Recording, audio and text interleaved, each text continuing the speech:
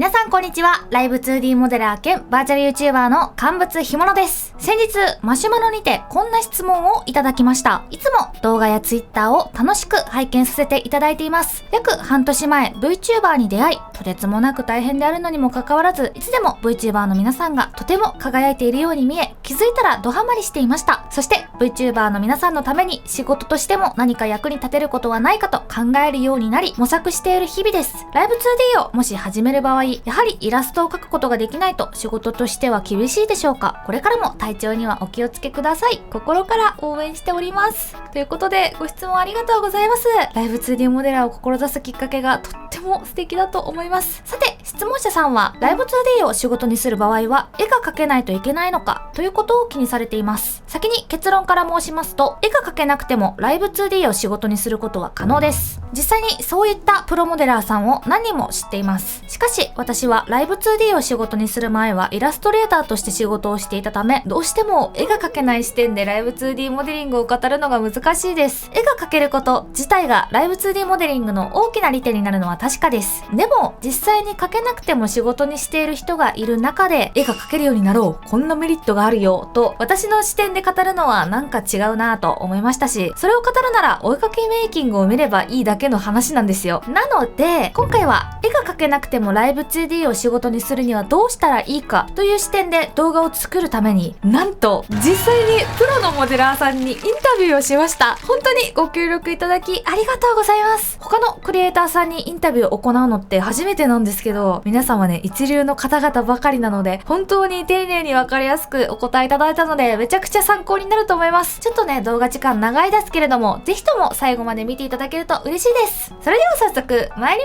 ましょう。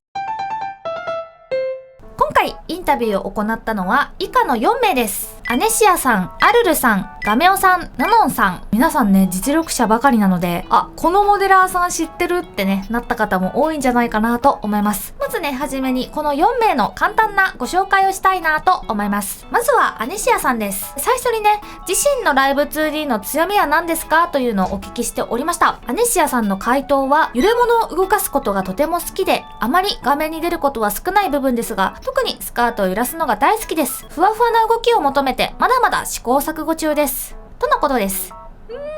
かわい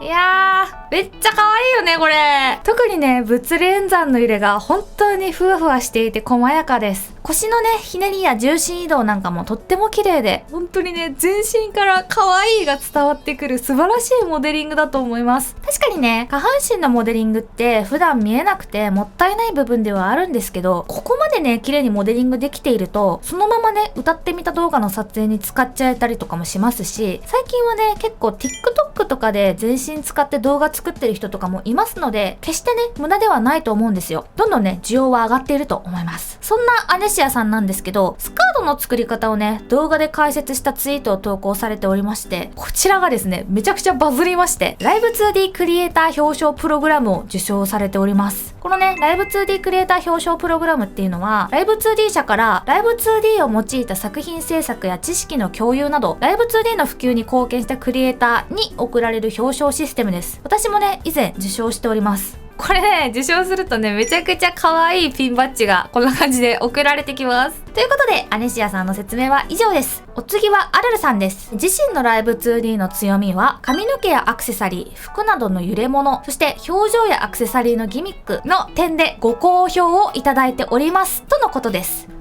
これめっちゃすごいよね。めちゃくちゃ綺麗だよねこれ。ということですごいですよねこれ。動きの綺麗さとかももちろんなんですけど、こうマスコットキャラクターとかアクセサリーとかのギミックがめちゃくちゃ細かいです。で物理演算もねめちゃくちゃ綺麗ですよね。先ほどのねアネシアさんはふわふわっとした動きでしたが、アルルさんはどちらかというとサラサラとした動きだなと思います。本当にね同じ物理演算でも個性があるなと思います。でね、この本当に私感動したんですけど、この輪っかの部分ね、これマジでどうなってるんだって皆さん思ったと思うんですけど、なんとねこちら作り方の解説までしてくださってます。もうモデラー親切すぎ問題。他にもですね、ホロスターズの荒上オーガさんのモデリングもね担当していたりと、本当に幅広く活躍されているモデラーさんです。続いてガメオさんです。自身のライブ 2D の強みは動いた時にできるだけ違和感を出さないことを意識しています。あとはやっぱり発想力ですかね。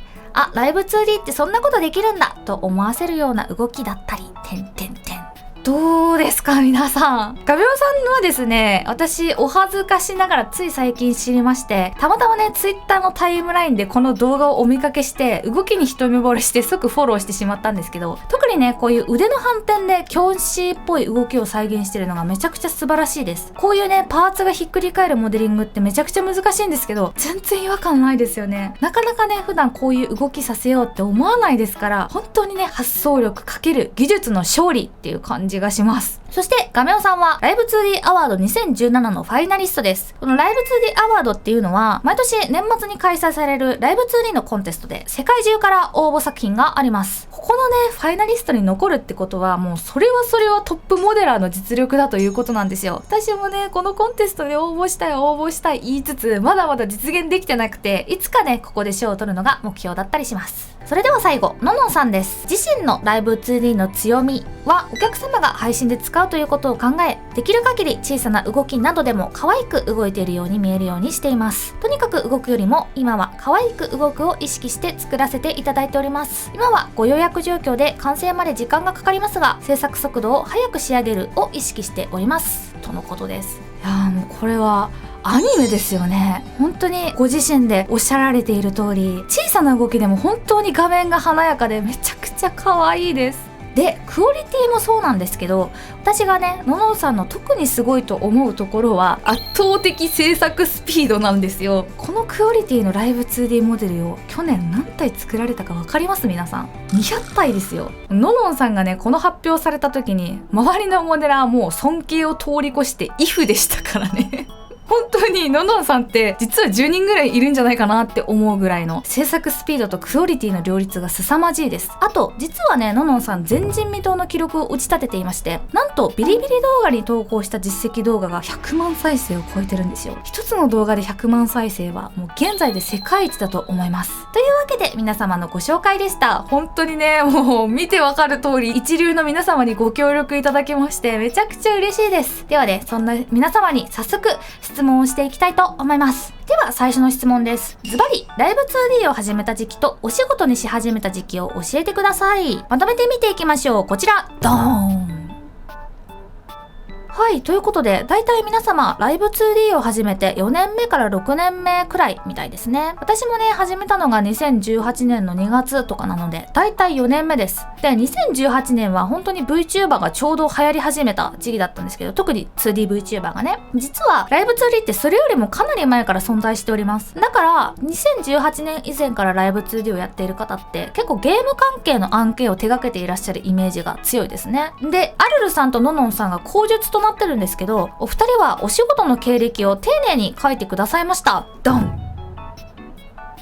これめっちゃすごいなんか仕事できる感がすごくて、なんか私ずっとフリーランスなんでめちゃくちゃ感動してます。これね、お二人とも会社でライブ 2D を手掛けられておりまして、その後フリーランスに転身というね感じなんですね。このののんさんの総制作モデル数が500件になりましたが、マジでえげつないと思います。で、この回答を見てわかるんですけど、皆さんね、ライブ 2D を始めてから仕事にするまでがめちゃくちゃ早いんですよね。アネシアさんに至っては、始めて5ヶ月でお仕事をされてるんですよ。結構ね、4人以外のモデラーさん、他のモデラーさん見ててもそういう方々って多くて、ライブ 2D はスキルがあればすぐに即戦力として仕事ができるツールなんだなと改めて感じました。それでは次の質問です。皆さんは、どれくらい絵が描けますか？なんちゅう失礼な質問なんだって話ですけど、まあね、今回のインタビューの要なのですみません。よろしくお願いします。で、今回は一切描けないイラストソフトで加工ならできる、少しなら描けるの中から選んでもらいました。それでは回答ドーン。はい、ということで皆様ご回答ありがとうございます。もうね、一切描けないというガメオさんから、立ち絵は自分で描きましたというアルルさんまで、結構ね、絵のスキルにはばらつきがあるなぁと思うんですけど、皆さんね、共通して仕事にできるレベルではないとのことです。特にね、これ、アルルさんのかかった時間が仕事にできるレベルじゃないっていうのは結構重要だなと思いまして、うまく描けたとしても、時間がかかりすぎてしまったら仕事にはできないんですよ。これ実はね、私も常々悩んでいるところで、結構構ね似たような理由でモデリング性になってしまってますので、めちゃくちゃ共感しました。さて、ここからはより専門的な質問に入っていきます。ズバリ、パーツの塗り足しや再構成が必要な場合はどうしているかです。回答を見てみましょう。こちらです。ドーン。はい、皆様すごい丁寧にいろいろ対処法を書いてくださいました。ありがとうございます。共通してるのがイラストレーターさんと協力するということですね。少しはね、絵が描けるとおっしゃっていたアネシアさん、アルルさんは多少の修正ならご自分でやられていますが、大きなものになるとね、やっぱりイラストレーターさんとの連携が必要不可欠なようです。これね、皆さんのすごいところが、修正してほしいところを的確に言語化して伝える技術だと思います。私もね、普段イラストレーターさんとライブ 2D アシスタントさんと連携して制作をしてるんですけど、なんかパーツ分けがしっくりこないなってなった時にうまくね言語化ができなくて、もうめんどくさくなっちゃって自分で分けちゃうことが結構あるんですよ。もちろん許可は取ってますよ。ライブ 2D ってそういう言語化が難しいパーツ修正って結構あると思うんですけど、そこをね的確に相手に伝えられるスキルがあるからこそ高クオリティなモデリングが実現しているんだなとしみじみ感じました。あとね、おーって思ったのが2点あって、一つはね、ガメオさんのそもそも受けないっていうやつですね。これね、プロとしてやっていくなら、特にフリーランスでやっていくなら、自分に合った仕事を選ぶスキルってめちゃくちゃ大事だと思うんですよ。できないのに、できるって受けてしまったら、本当に受けた側も依頼した側も悲惨な結果になるので、めちゃくちゃ大切だと思います。あと、アルルさんの自分が分けてほしい状態に分けたサンプルデータを用意しとくっていうのはめちゃくちゃいいなと思いました。これ私もやりたい。言語化するよりね、サンプルを渡した方が本当に分かりやすいと思います。あと、未統合の原画データは全モデラーが欲しいです。もうね、定山の落ち影が模様付きの服に結合されてたりするとマジで絶望するので、これね、絵師さん、企業秘密とかじゃなかったらぜひください。よろしくお願いします。次の質問は、絵が描けないことで困ることはあるかです。これがね、本当に私はね、想像はできても答えられないことでしたので、特に聞きたいことでした。では、皆さんの回答です。ドーン。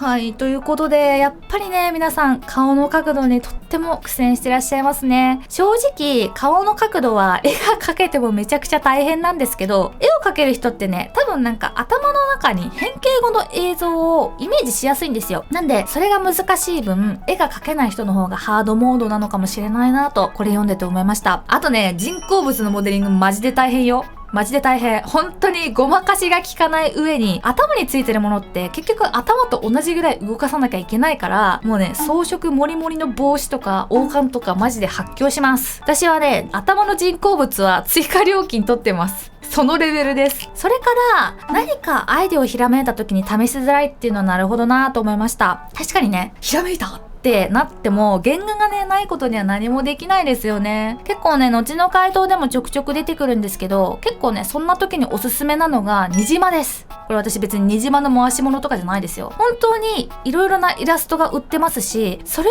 を買ってモデリングして販売ができるんですよ。で確か売れたら売り上げの何割かがイラストレーターさんに行きます。これ本当に素晴らしいシステムだと思います。はい、では次の質問です。絵を描かない分普段どのような工夫をしているか、これ皆さんもねめちゃくちゃ気になるんじゃないでしょうか。回答はこちらです。ドーン。いやもうねこれね読んでてねもう全部もう高速で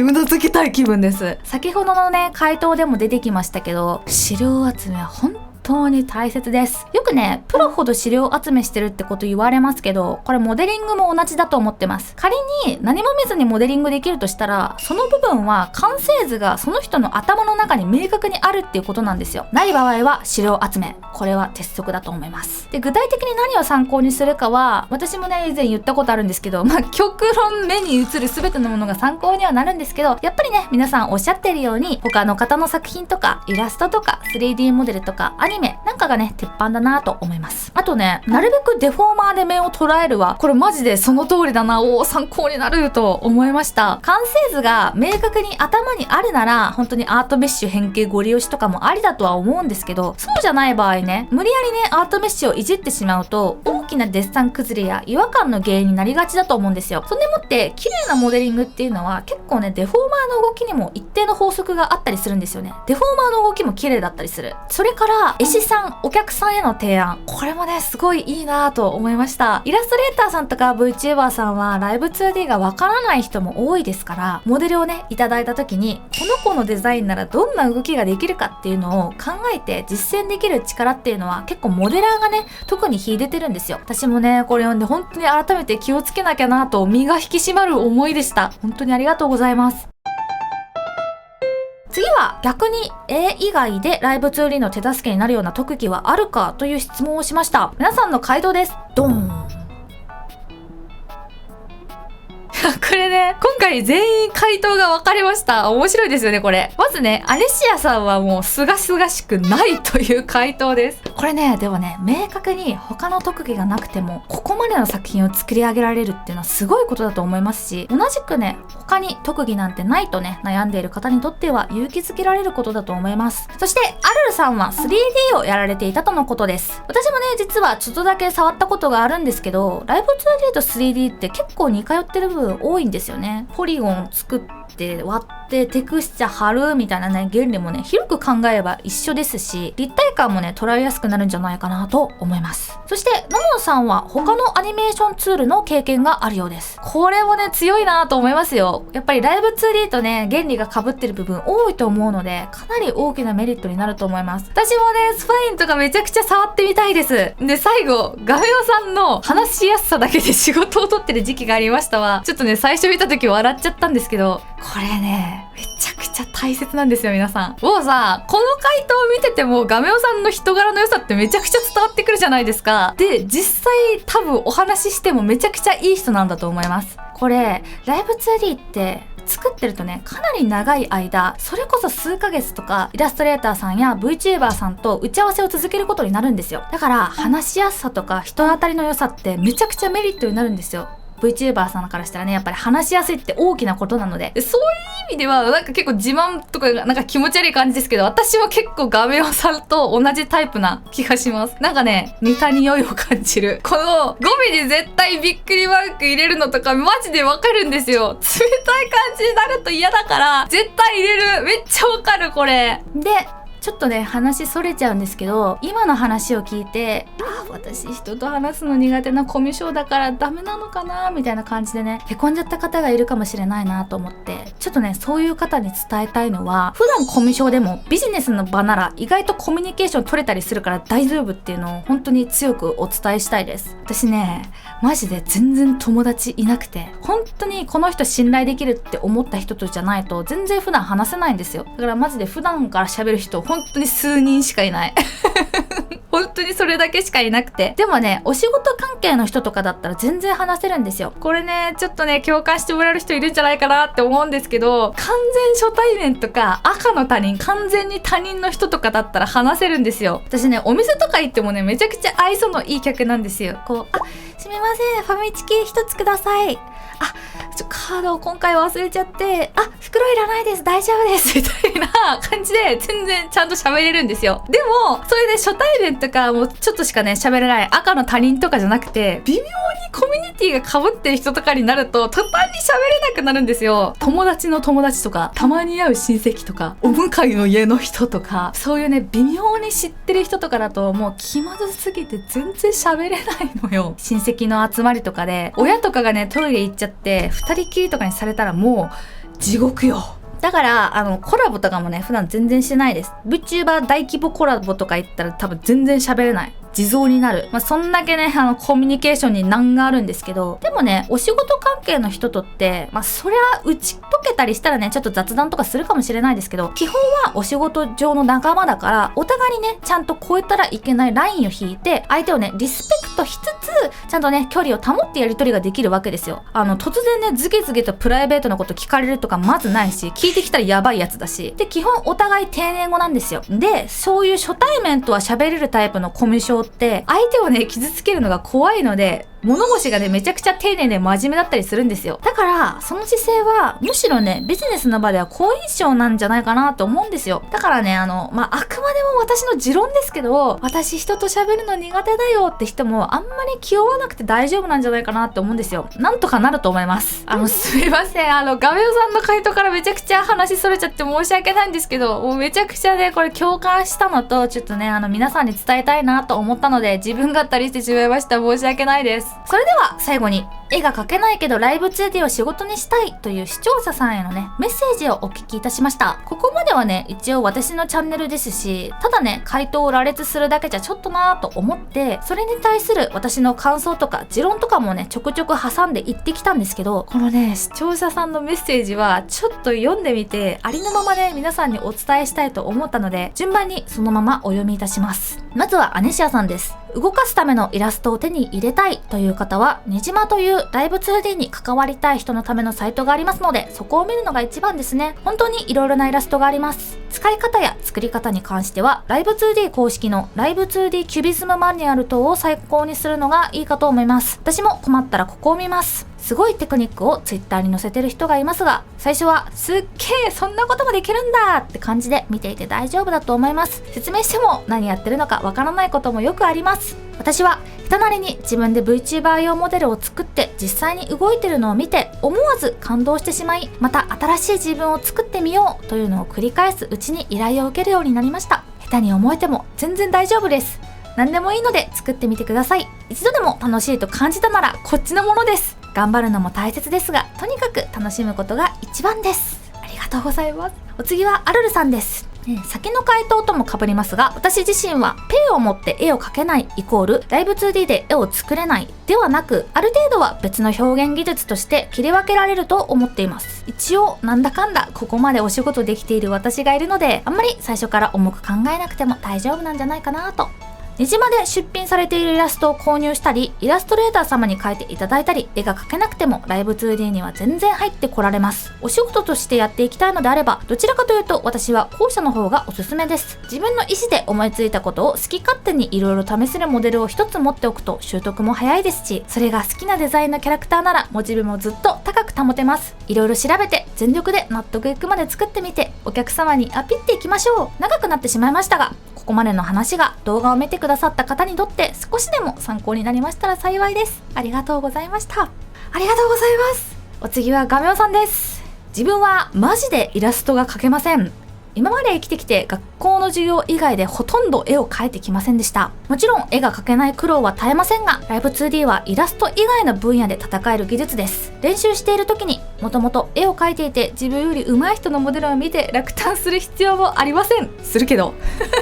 実際に絵は一切描けませんが、ライブ 2D のみで4年間生きてきた人間がいます。つながったイラストレーターさんとの関係は何よりも大切にしましょう。助け合いができるような関係になれるかもしれません。 VTuber、ゲーム等の業界では発展していますが、その他では完全なブルーオーシャン状態だと思います。自分のアイディア次第でどんな業界にでも食い込める技術だと思っています。ライブ 2D に初めて触れるとき、めちゃくちゃ大変だし難しそうというイメージが自分にはありました。ですが触れてみると意外と簡単で楽しいです。まずはライブ 2D の公式サイトから素材をダウンロードして目をパチクリと動かしてみましょう。そしてわからないことがある場合はハッシュタグライブ 2D をつけて Twitter に質問してみましょう。皆さんガンガン答えてくれます。ライブ 2D は疑問に対する答えがある程度決まっているので、こちらも質問に答えやすいです。自分はライブ 2D を覚えて人生がガラリと変わりました。みんなも勇気を持って一歩踏み出してみようぜということで、ありがとうございます。最後、ののんさんです。皆様はじめまして、ののんと言います。描けないからできないと思っている方の悩みの参考になれば嬉しいです。まず、絵が描けないイコールライブ 2D ができないというわけではありません。私自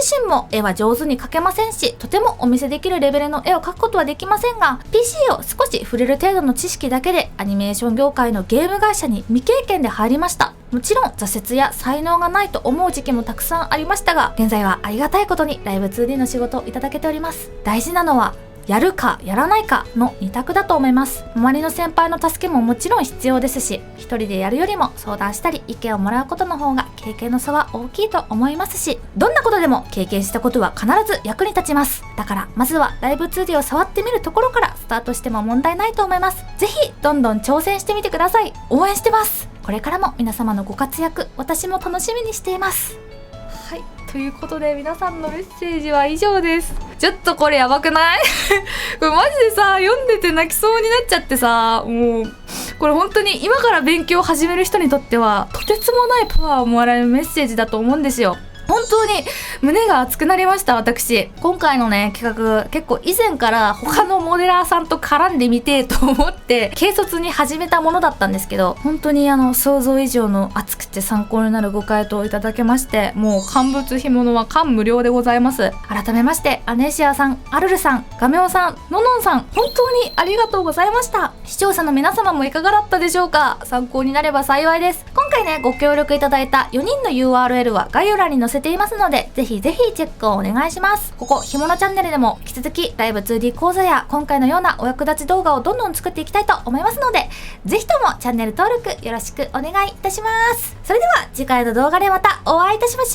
ょう。バイバーイ。